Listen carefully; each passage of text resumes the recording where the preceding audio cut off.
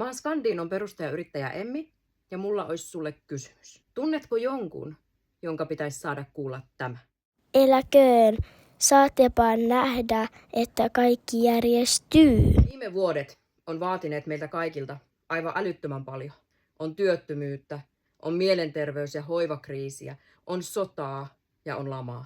Henkilökohtaisestikin voin kertoa, että yksinhuoltajana yrityksen ja arjen pyörittäminen ei aina ole helppoa, eikä elämän kriisit ja sairastumiset ole meitäkään säästelleet.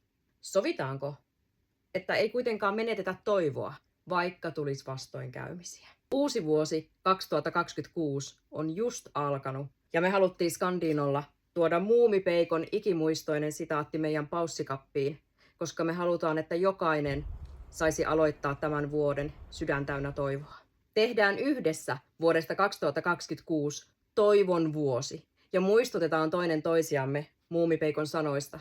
Saattepa nähdä, että kaikki järjestyy.